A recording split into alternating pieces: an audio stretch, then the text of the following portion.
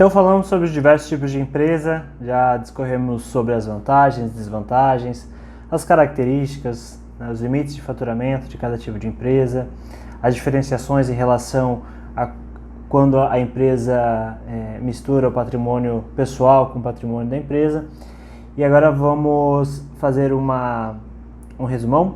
Vamos seguir aqui, seguindo principalmente numa premissa para aqueles que querem empreender sozinho, querem iniciar a jornada de empreendedor sem um sócio, né? Então vamos ver aqui quais são as opções que a gente tem, quais são as vantagens e desvantagens e o que a gente indica aí para quem quer iniciar aí a jornada sozinho. Então, quero empreender sozinho, que tipo de empresa usar? Vamos começar falando sobre a sociedade empresária limitada, né? É uma hipótese, é possível que você possa empreender sozinho, né? Agora, recentemente foi aprovada essa questão. E a grande vantagem da limitada é que, em primeiro lugar, você pode iniciar sozinho e você pode aceitar um sócio posteriormente. Então, isso é um grande benefício, que você não fica preso num tipo de empresa que necessariamente tem que ser individual, né? No caso da limitada, você pode tranquilamente, depois de alguns meses ou depois de alguns anos, aceitar um sócio dentro da sociedade, um ou mais sócios. Então, isso é um grande benefício para aqueles que ou não acharam um sócio, mas querem eventualmente ter um sócio, ou estão na dúvida em relação se uma pessoa vai aceitar ou não, ou vai ficar para quando a outra pessoa se formar. Enfim, é um tipo de empresa muito flexível em relação à característica societária dela. Então, e também ela é muito flexível em relação aos sistemas tributários, né? A gente vai falar depois sobre os tipos de tributação de empresa. No caso da limitada, ela pode estar operando dentro do Simples Nacional, que é mais simples, como o próprio nome fala, né? Tem tributos muito vantajosos em relação aos outros tipos de tributação. E também um grande benefício da limitada é que você fica com o seu patrimônio protegido, né? Diferente de alguns outros tipos de empresa. A limitada separa muito bem o que é patrimônio pessoal, o que é patrimônio da empresa. Então pode ser um grande benefício para quem está iniciando, para evitar que haja essa confusão aí de patrimônios, né? Então a limitada é ok, né? É uma hipótese que você pode seguir sozinho. Temos também a EIRELI, né? Empresa Individual de Responsabilidade Limitada. Também é uma outra hipótese que você pode iniciar sozinho. Só que a gente tem aquela grande desvantagem que a gente falou em relação aos 100 salários mínimos atuais para integralizar o capital social no momento da Constituição. Então isso acaba sendo um fator limitante para muitos empreendedores que querem iniciar a jornada aí. A EIRELI acaba sendo muito limitante nesse quesito. Temos o empresário individual, também é uma outra possibilidade.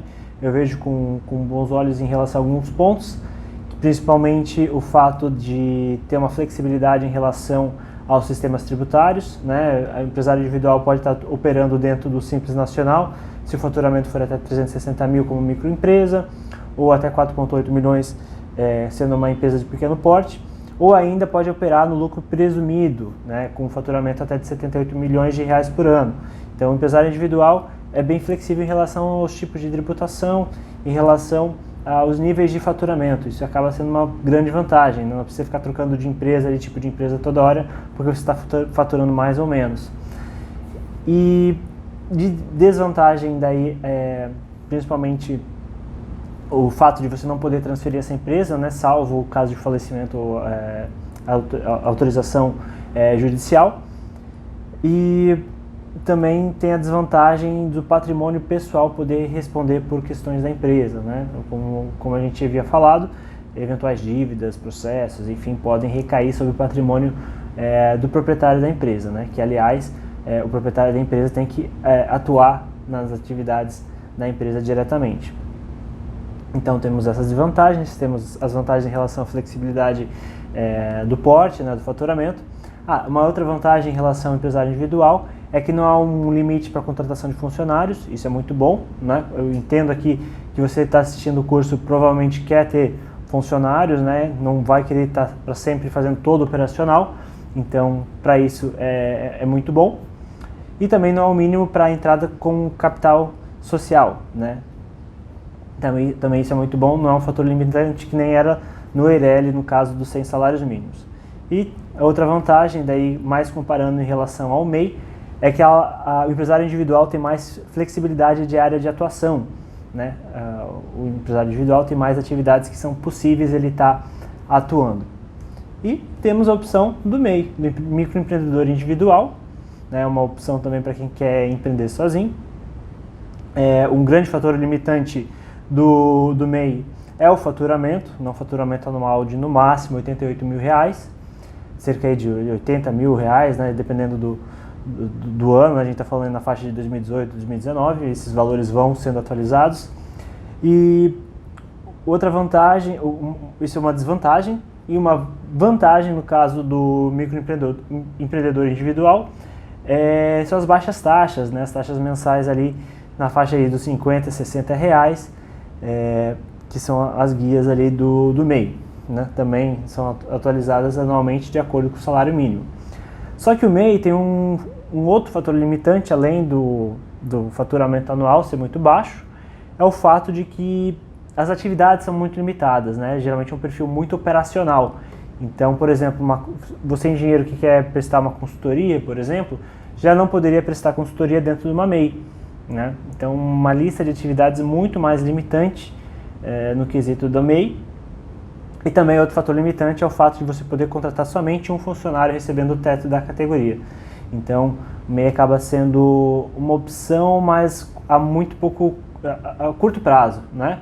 Às vezes o empresário ali, o MEI quer ter taxas menores, né, mensais em relação à tributação, mas acaba sendo muito curto esse tempo, né, em relação principalmente ao faturamento, em relação à contratação de funcionários, né? Mas é uma opção caso, né, você tenha atividades que se encaixem ali dentro das atividades do MEI. Outros tipos de empresas que a gente viu, né, nas aulas foram a sociedade simples, não é uma opção para quem quer empreender sozinho. Sociedade anônima tampouco, não pode ser exercida sozinho. E a nossa recomendação pessoal é que você inicie como microempreendedor individual, caso suas atividades, né, possam ser encaixadas ali dentro da lista do MEI, ou se não, até melhor, você iniciar direto como uma limitada, né, porque limitada tem, né, grande flexibilidade em relação aos tipos de tributação, que a gente vai falar daqui a pouco, e também tem a flexibilidade de você poder aceitar um sócio ou mais de um sócio eventualmente, né? Então é muito flexível em relação tanto às atividades, tanto em relação ao tipo de tributação, quanto o tipo de sociedade, né? Você poder aceitar pessoas ali na sociedade no futuro, beleza?